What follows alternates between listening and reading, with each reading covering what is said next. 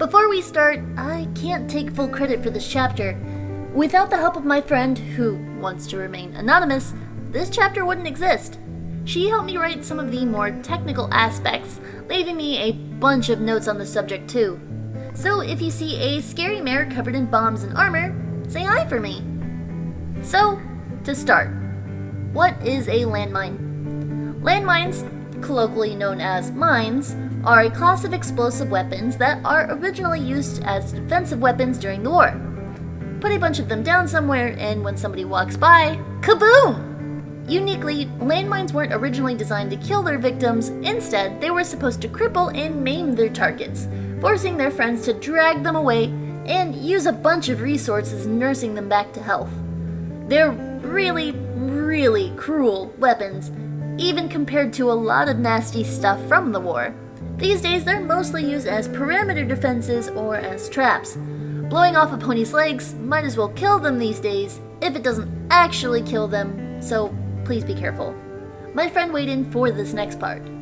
This is mostly directly from her, so if some of it doesn't make sense or you want to know more, you should look for a copy of The Big Book of Boom. It's an old world book about explosives and how not to get exploded yourself.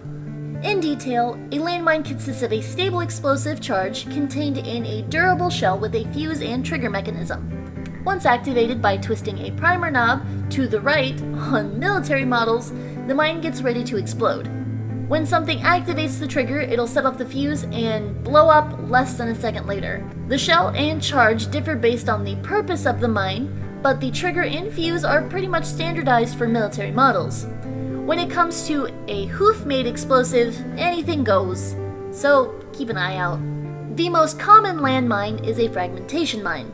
This is a TNT explosive encased in a camouflage painted steel shell designed to fragment when it explodes, spraying the area with shrapnel.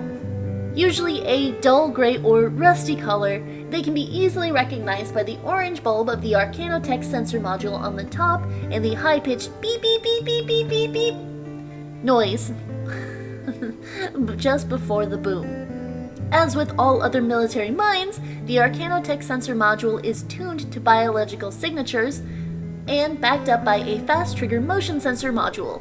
When a living creature of sufficient size or anything big and fast enough gets close, it explodes. It's the trigger you should pay most attention to, until you mess up and get the charge's attention. The Arcanotech trigger is chosen for a few reasons. The big ones being that they're harder to fool and they'll basically last forever.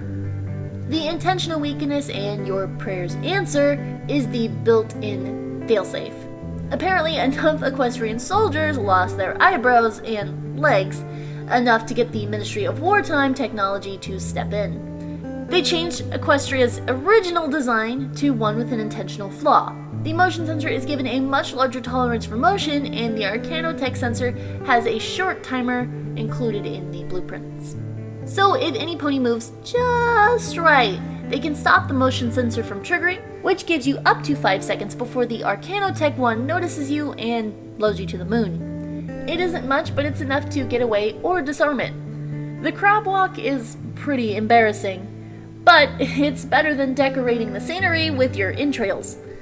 Another quirk of the design is that you basically use them as an exploding frisbee, since the motion trigger doesn't activate until it hits something. That's about all she left me with before she wandered off in search of a city that she heard about in Stalingrad, built around a mega spell.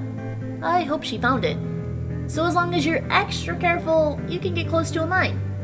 What next if you don't want to make a big mess? You want to slap your hoof on the arming knob and give it a quick turn to the left. It's a little knob next to the big blinky light making the scary beeping. Don't touch that part, it'll explode!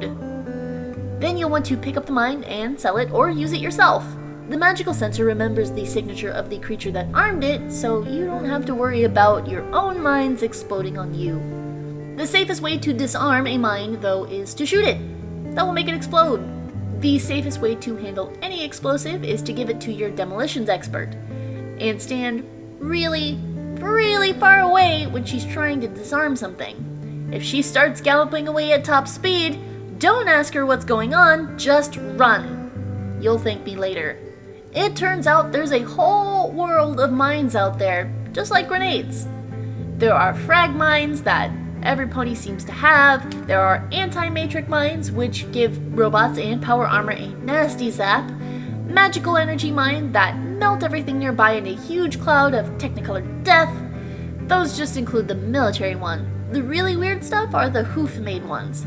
Improvised explosive devices, IEDs, include everything from pipe bombs made out of gunpowder to this balefire egg that we found once that was rigged up like a mine. That's a story for muffins, though. Back on topic.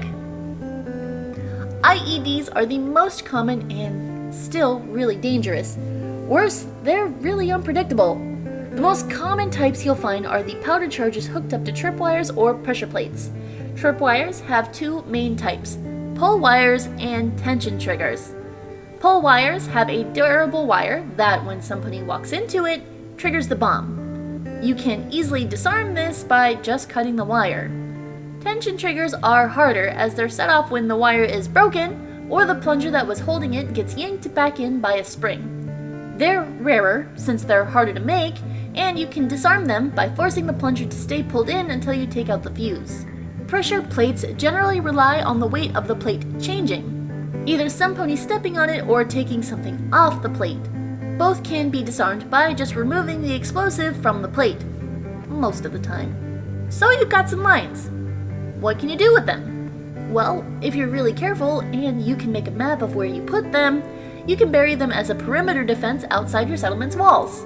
Burying them makes them harder to see. It also lessens the range, so you'll need to make sure that as much of the blinky bulb is above the ground as possible.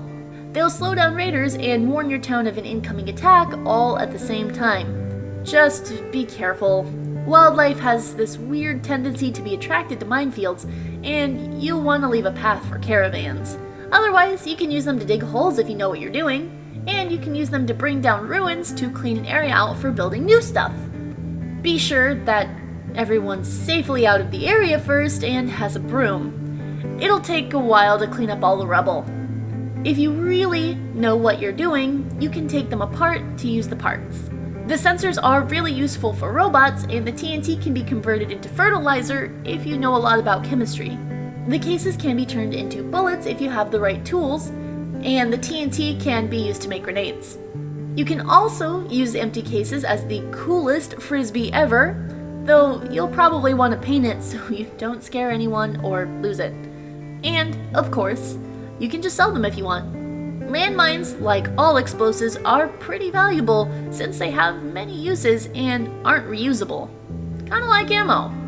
Even I've got a crate of them here at Absolutely Everything, buried behind the shop and locked in a steel safe.